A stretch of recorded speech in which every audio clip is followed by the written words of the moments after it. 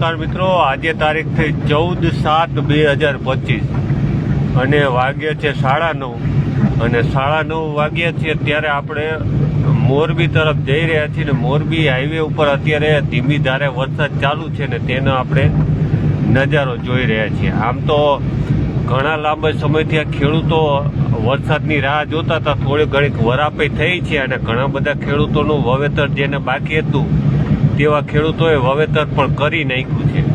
એટલે આમ તો વરસાદની ઘણા બધા ખેડૂતો રાહ પણ જોતા હતા. જે મિત્રો જોડાતા જાય તે કોમેન્ટ બોક્સમાં લખશે કે ક્યાંથી છે અને વરસાદ છે કે કેમ.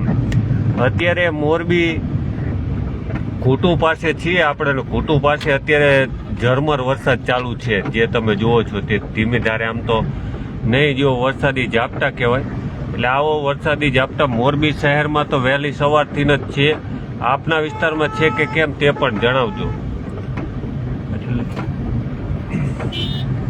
ખાસ તો આજે તારીખ છે 14 અને 14 તારીખ છે એટલે આજે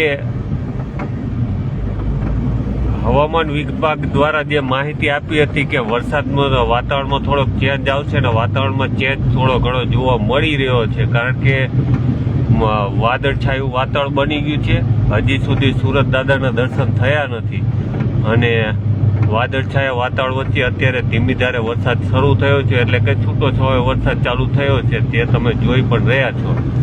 આપના વિસ્તારમાં વરસાદ છે કે કેમ તે કોમેન્ટ બોક્સમાં લખશો. ઘણા બધા મિત્રો પણ જોડાઈ ગયા છે.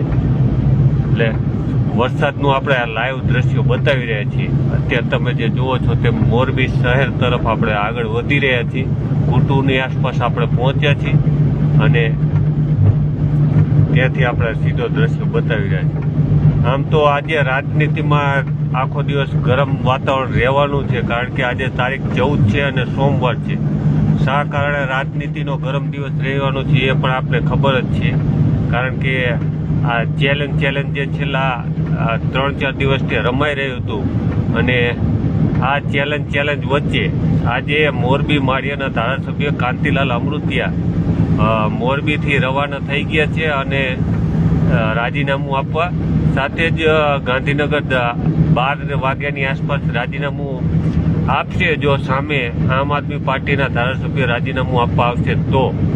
એટલે આ જો અને તોની રાજનીતિ છે અને જોની તોની રાજનીતિ વચ્ચે આજનો દિવસ ગરમ રહેશે. કારણ કે રાજકીય રીતે ગરમ રહેશે. આમ તો કાંઈ નથી, પરંતુ રાજકીય રીતે આજે આખો દિવસ ચર્ચાઓ થશે કે શું આમ આદમી પાર્ટી અને ભાજપ વચ્ચેની જે આ રાજકીય જો અને તોની રાજનીતિ વચ્ચે આજે આખો દિવસ ગરમ રહેશે. એટલે આ ચર્ચા રહેશે. સોલડીમાં નથી, કિરીટભાઈ કહી રહ્યા છે. જયેશભાઈ કહી રહ્યા છે. ધાંગધ્રામાં નથી. કુંતાસીમાં વરસાદ નથી, નિલેશભાઈ કહી રહ્યા છે. પ્રકાશનગરમાં નથી, વિશાલભાઈ કહી રહ્યા છે. એટલે ઘણા બધા મિત્રો પણ આપણી સાથે જોડાયા છે. એટલે મિત્રો જે જોડાય તે કોમેન્ટ લખશે કે ક્યાં વરસાદ છે.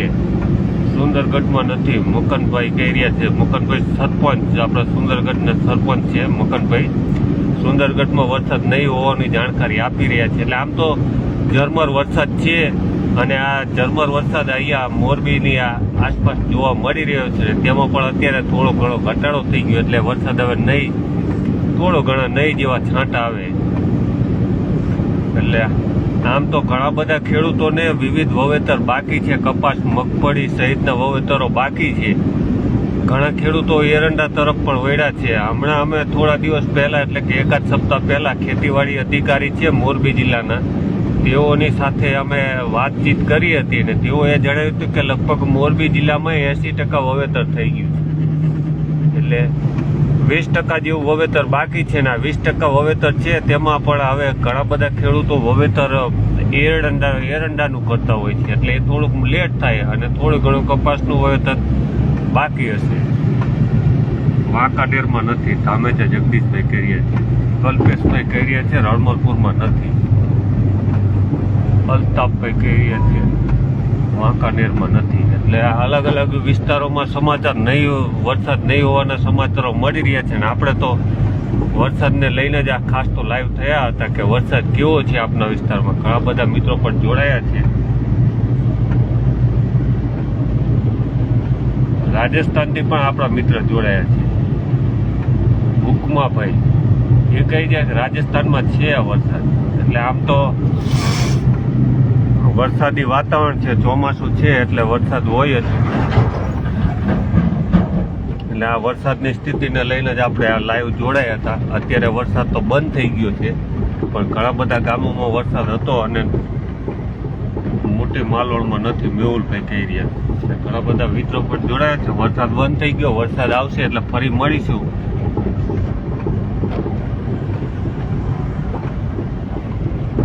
યુરિયા ખાતરનો કરો ચેલેન્જ,